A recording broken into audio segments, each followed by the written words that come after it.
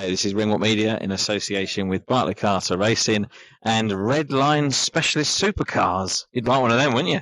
Yeah, if you want to sponsor me one of them too, no problem. What would you have? Lambo, BM, Merc? I got Golf, good Mark 7 Golf, which why not change it? Hang on, I'm standing here saying like there's Lambos and Ferraris and you want a Volkswagen Golf. Keep it simple, keep it simple. Take the boy out of Ireland, can't you? Well, listen, James McGivern, very nice to see you and a couple of days away from fight night. Yeah, it's just landed Liverpool today, watched the press conference, way in tomorrow, and then ready to rock and roll.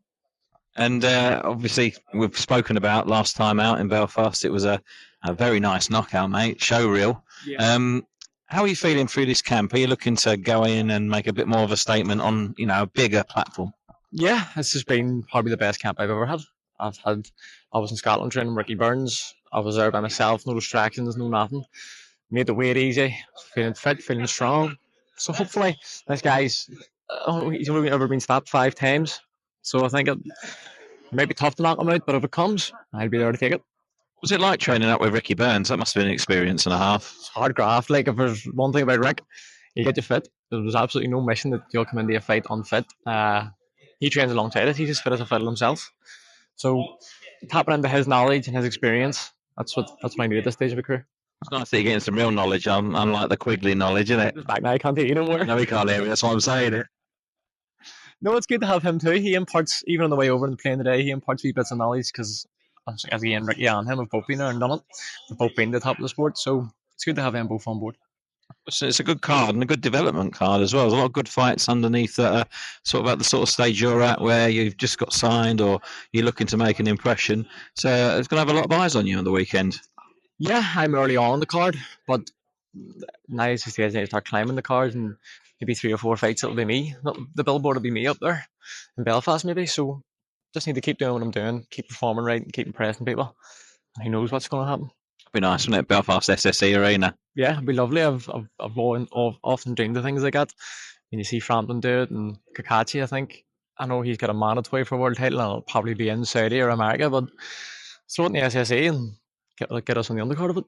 What did you think of the Kakachi fight, by the way? Because he came through a very tough one against Josh Warrington. Yeah, Anto's a machine. He's just, you can hit him with a hammer and he's not going to go away. I thought that he was going to walk through Warrington, and to be fair, Warrington put up a good fight, gave him a tough fight, so it was good to watch. I'm glad he gets through it, and hopefully he gets through the next one as well and can just kick on. He's, I think it was talk in the industry of him going up, and he'd be mandatory for Lomachenko. I mean, that would be one hell of a fight, wouldn't it? It's funny. I seen the interview. He says, "I'm thinking about getting up to fight Loma," and he sort of laughed in disbelief at himself. But he's worked hard enough, and he's worked long enough. He's had so many setbacks in his career, and now he's starting to sort of reap the rewards of all his hard work. Well, listen, that could be you, and what a great, show that it can actually be done. Yeah, of course. Again, where I live, he lives just around the corner from me. I know you can walk past his mural every other day and you look at it, and especially at the start of my career, I had difficulties where it was fights are on, fights are off, and sort of hemming and hawing going, this is worth it. And you see what Anto's doing and you go, no, obviously it is. Well, Mr. Quigley, he's doing his best for you. He's hiding. He doesn't like the camera, but he'll come on anyway, won't he? Come on. Come on in, ugly mug. Now listen, you're very casual today, Mr. Quigley. Usually quite dapper, but you're a bit chilled today, aren't you? We're here in business now, you know what I mean? So a wee bit toned down a wee bit today, but I might spruce her up in the next day or two. Listen, obviously James got a really good opportunity here in front of a very big crowd in Liverpool. These are the times when, if you put on a good show, things can happen. Yeah, James is, he's reached a stage now in his career where he's got his opportunity in his last fight. He's grabbed it with both hands.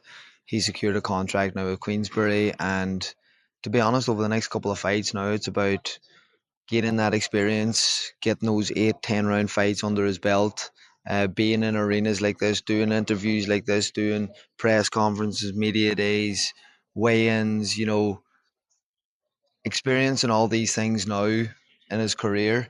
And whenever the big time comes from, it won't be all these big bright lights in his eyes and distracting him from the actual job that's at hand. He's in a great position now to experience these next couple of fights and to grab those experiences of everything that comes along with big fight weeks. Do you know what I mean? And down the line, then it will get to a stage where he'll be main event, and there will be a little bit more pressure added on, and there'll be a little bit more jobs to do. There'll be a little bit more chatting and photos and everything like that. So look, he's in a great position now. Over the next couple of fights, really like to see James just embrace these fight weeks, take everything in his stride, and get that experience and put a bit of money in the bank as well. Time to grow, as they say. Exactly, and he has grown so much. He had really no other choice to grow and to mature and to develop as a person outside the ring as well as inside the ring, and he's done that massively. Like, do you know what I mean? He had that a lot of patience.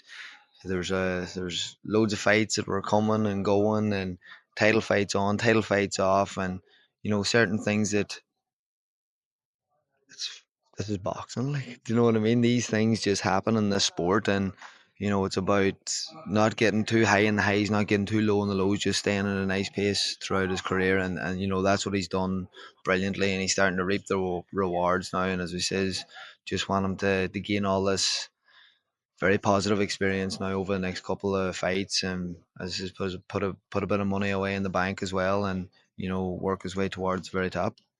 There you go. See, I told you you'd fill out the interview, didn't I? That's probably stopped recording now, so I turned it off about 3 minutes ago, mate, to be fair.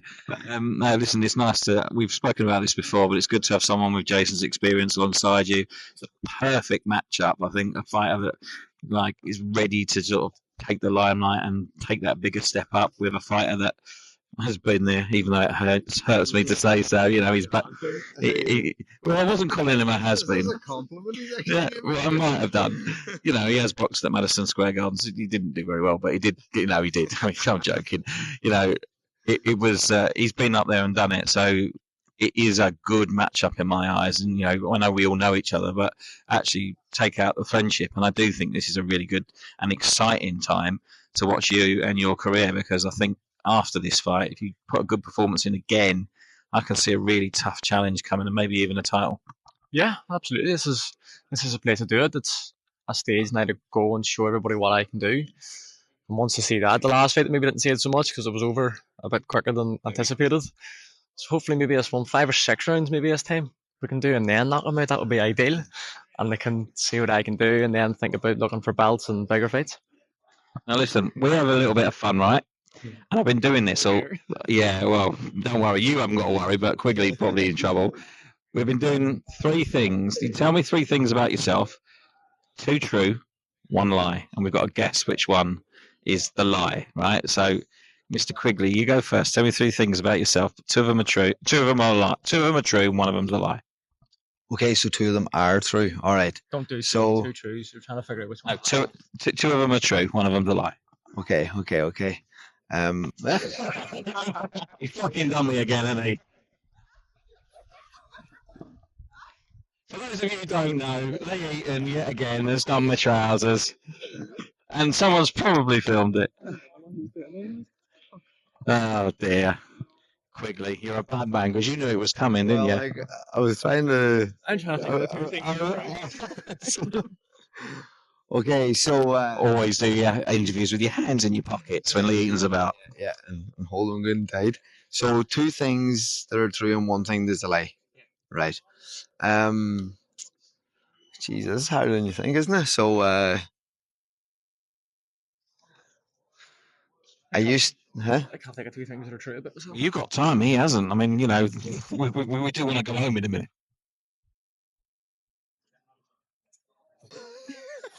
Jesus Christ! I can think of the lie. Do it the other way. Do it the other way around then. 1 of them's a lie and 2 are true. Same thing. I was just right then. So I used to play Gaelic football for Donegal. Right. I fought for a world title. Right. We know that one's a fucking lie. And I used to do Irish dancing as a kid. I have absolutely no clue which one's true. I think I know which one's a lie. Is it not the one that you just want one that's a lie and the other 2 are true? Yeah. Yeah. I know. You didn't play for Donegal. That's Huh? You didn't play for Donegal, did you? No, you didn't. There's no way you played for Donegal. I suppose as a kid, maybe. Maybe. This is going very badly wrong. This was supposed to be quick and easy, and it's taken about 7 minutes. Hang on, which one's the lie? Which one's the lie? I can't remember now. Doesn't even know his own fucking. Yeah, I never played for Donegal. You fought for a world title, have you? Off for world title, and I used to do Irish dancing as a kid. Go on, do some now, please. Right, you've had about half an hour to think up yours. Right, so come on. So I am Celtic champion. I'm a scratch golfer. And I'm a massive Celtic fan. Go on then, Quigley. Tell me which one is true. I wouldn't be. This lad sometimes is this delusional that he probably thinks he's a scratch golfer. But I can tell you one thing: that one is the lie. What do you mean? I beat you playing golf the other day. Virtual golf on some computer thing. It all still counts. Huh? Golf, you asked me. Fair enough. He did. Computer. I'll move the camera now because I've got my hands in my pockets in case Lee Eaton does me again. There's no sign of Lee Eaton about. You're okay. Right, well listen. So much at it. You stand there going. We can clip that and just do it again. I'm leaving every second of this in, let me tell you. I'll tell you, listen, I know we have a bit of fun, but it's really good to see you guys down here. I'm really looking forward to seeing your fight on Saturday, and I'm also looking forward to seeing the next fight because I think that's the one where we see something we haven't already seen. So, fingers crossed it all goes well. Thank you for your time. It sounds like you know something that I don't. I just think that you're an incredibly good boxer that hasn't had the opportunity to show everything when you get in with a world-class operator. That's my opinion. Okay. Just in case you knew who I was fighting or something like that. No, not a clue. He hasn't got a clue. No, I do believe like that. Over the next couple of fights, you're going to see James continuously just go up the levels. I think he's an unbelievable talent as it is. But I think with the more fights he gets, the more experience he gets, the more confidence that he gains throughout these fights and being on these cards and being in this environment, I think this is only going to improve James. And I'm very excited to see how far he goes. I believe he can go very far in this game. So it's going to be definitely very exciting next couple of fights for him. I'm intrigued for him, I'm happy for him, delighted for him. So yeah, we're ready to rock and roll. Ready to rock and roll is a good way to finish, boys. And my trousers are still on, so good luck. On the floor. Yeah, I know, mate. I know. Listen, good luck on Saturday night. Really looking forward to the fight, and we'll catch you then. Nice one. Cheers, lad.